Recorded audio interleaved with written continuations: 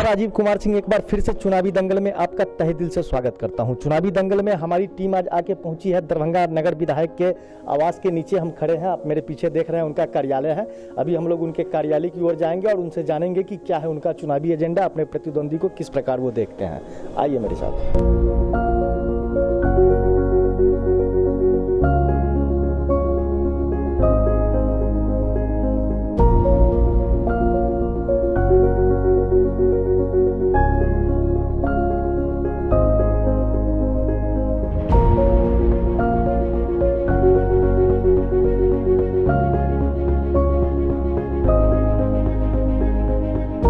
जैसा कि हमारे बगल में अभी आप देख रहे हैं बीजेपी के सबसे प्रिय नेता संजय सरावगी जी हैं, तो इनसे जानेंगे कि क्या है इस बार इनका चुनावी एजेंडा, ये अपने प्रतिद्वंदी को कैसे देखते हैं। चुनावी एजेंडा विकास और केवल विकास, क्योंकि जो हमने काम किया है 15 सालों तक हमारी सरकार ने काम किया है, पूरा दरभंगा आमूलचूल परिवर्तन हुआ। सड़क नहीं, नाले नहीं, स्वास्थ्य समस्याएं, स्वास्थ्य विभाग चरमराया हुआ था। और सबसे बड़ी बात है 15 साल पहले अपराध पर सत्ता का संरक्षण था, और आज 15 साल बाद का दरभंगा, चाहे नरेंद्र मोदी जी की सरकार हो, चाहे नीतीश जी की सरकार हो, चाहे हम लोगों ने काम भी किया, और काम के साथ साथ पीपुल कनेक्ट, लोगों के संपर्क में भी हम लोग रहे। कोई दुख में हो, सुख में हो, मरनी हरनी, छठी, शादी, विवाह, एक प्रतिनिधि के रूप में जिन लोगों ने आमंत्रण दिया उनके दरवाजे पर जाके उनके सुख और दुख में शरीक हुआ। और दरभंगा बहुत बदल चुका है। लोग पहले 400-500 फीट नाले की बात करते थे, 15 साल पहले कि मैंने 400 फीट नाला बना दिया, और आज मेरे विधानसभा में 80,000 नाले का निर्माण कार्य चल रहा है। सड़क देखिए क्या हालत था 15 साल पहले, 4-4, 3-3 फीट का गड्ढा। एम्स स्वीकृत हुआ, सुपर स्पेशलिटी अस्पताल बनकर तैयार है, जिसमें 7 तरह के विशिष्ट सेवाएं मिलेगी, चाहे वह न्यूरो सर्जरी हो, चाहे ब्रेन सर्जरी हो, चाहे चेस्ट सर्जरी हो, मतलब 7 तरह के विशिष्ट सेवाएं मिलेगी। तारामंडल, बिहार का दूसरा तारामंडल मेरे अनुशंसा पर माननीय मुख्यमंत्री जी ने दिया। और इतना सारा हवाई उड़ान प्रारंभ होने वाली 8 तारीख से। मतलब पटना के बाद बिहार का दूसरा सबसे बड़ा शहर दरभंगा बनने जा रहा है। पूरे बिहार में 53 रेल ओवर ब्रिज पास हुए, उसमें 7 केवल दरभंगा में है। जाम की जो समस्याएं हैं वह रेल ओवर ब्रिज का DPR स्टेज पे पहुंच चुका है।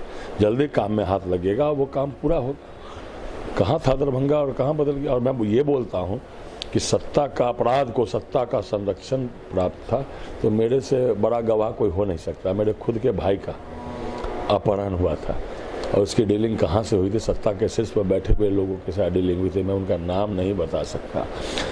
आप याद करिए 15 साल पहले का, बाजार समिति में व्यापारियों का कोई गाड़ी प्रवेश किया करता था तो 3 से 4 हज़ार रुपया पर ट्रक गेट पर रंगदारी वसूलता था। और कोई गाड़ी अगर बाजार समिति से दरभंगा जिला में कहीं भी जाती थी तो डंडा लगाकर हर गांव के मोड़ पर बाजार समिति के नाम पर पैसा वसूली होती थी। कितने व्यापारी, समाज के सभी वर्ग, डॉक्टर हो, इंजीनियर हो, व्यापारी हो, रंगदारी, भया दोहन और अपहरण के डर से अपनी संपत्ति बेचकर दरभंगा और बिहार से चले गए। क्या वो जंगल राज लोग चाहते हैं? देख के लोगों का जो जंगल राज की आहट सुन के लोगों का शरीर सिहरने लगता है। हम लोग की तो बात होती है। और आज जब मैं गरीब और गुरबों की झोपड़ी में जाता हूँ तो गरीब की बहनें और माताएं क्या बोलती है, जिसका नमक खाए हैं उसका शरीयत नहीं देंगे तो क्या करेंगे, हमारा नमक हराम थोड़ी है। मतलब इस लॉकडाउन के समय में जो नरेंद्र मोदी जी ने घर घर अनाज पहुंचाया, चना या दाल दिया, वो लोगों के दिल में बसे हुए हैं नरेंद्र मोदी जी।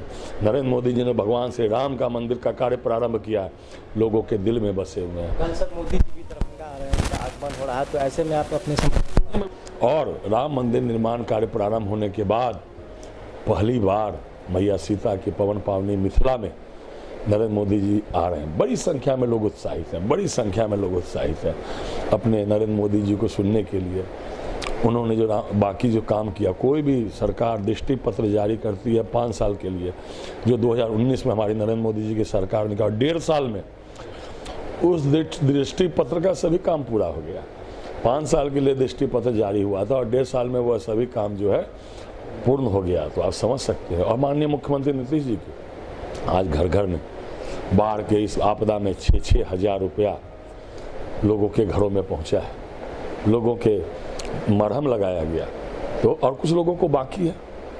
लेकिन माननीय मुख्यमंत्री जी ने कहा है कि आपदा बिहार के खजाने पर आपदा प्रभावित लोगों का पहला अधिकार है। जिन लोगों के घरों में पैसा नहीं गया, जो बाढ़ प्रभावित क्षेत्र है, उनके घरों में भी पैसा जाएगा। लोग कह रहे हैं कि कोरोना काल में जो अप्रवासी मजदूर थे उनको सरकार लाने में या विद्यार्थी थी असफल नहीं, एकदम असफल नहीं रही है। पूरे देश में सबसे ज़्यादा ट्रेनें बिहार के लिए चली, लोगों को क्वारंटाइन सेंटर बना के लोगों को रखा गया, भोजन दिया गया, लोगों को घर तक छोड़ा गया, मनरेगा से लोगों को मजदूरी दी गई।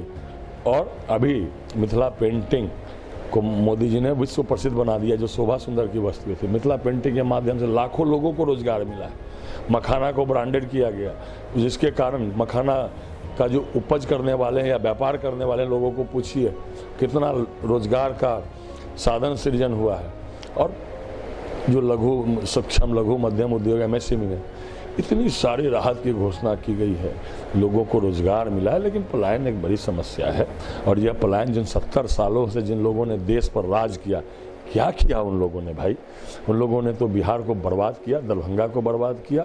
लेकिन आज जनता जो है नरेंद्र मोदी जी के साथ है, आज जनता बिहार की सरकार के साथ है।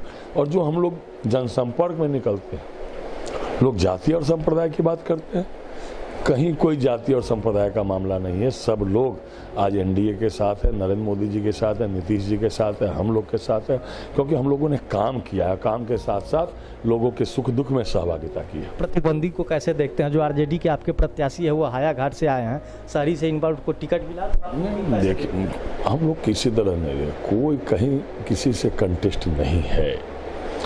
आप जाके जमीन पर लोगों से बात करिए, जमीन पर जाके बात करिए ना। जो लोग लगातार दल बदल करते हैं, जिनकी कोई विचारधारा नहीं है, विचारधारा कैसे हम विधायक बन जाएं, तो लोग ऐसे लोगों को नकार के मुद्दा पे आप क्या कहेंगे? तेजस्वी जो जिस प्रकार कहें, मेरी बात सुनिए, जिसके माता और पिता इस बिहार के कई सालों तक मुख्यमंत्री रहे, वो अपने बेटे को खुद जब 9वीं फेल है और बड़े बड़े बात करते हैं 10 लाख लोगों को रोजगार, खुद 9वीं फेल है। जरा उनसे पूछिए ना, जो खुद नहीं पढ़ सके, जबकि उनके माता भी उनके पिता भी मुख्यमंत्री। कितना सीट ला? 2/3 3/4 भी आ जाए तो कोई अतिशक्ति नहीं होगी। और दरभंगा में हवा बह रहा है, और कल इस देश के यशस्वी नेता प्रधानमंत्री नरेंद्र मोदी जी आ रहे हैं, मुख्यमंत्री जी आ रहे हैं, राज्य गठबंधन के सभी नेता आ रहे हैं। जो अभी वेग बढ़ रहा है, कल के बाद वो तूफान का रूप धारण करेगा। कोरोना काल चल रहा है, तो आप अपने मतदाताओं को एक चलते चलते एक मतदान कीजिए। ठीक है, मतदान में सरकार ने, चुनाव आयोग ने व्यवस्था की है, मास्क लगा के मतदान करना है, और सभी सरकारी नियमों का पालन करना है, फिजिकल डिस्टेंस को मेंटेन करना है। तो कोरोना कम गया है, लेकिन तब भी लोगों को जागरूक रह के ही जो है मतदान करना चाहिए, और जो सरकारी नियम कानून है उसका उल्लंघन नहीं करना चाहिए।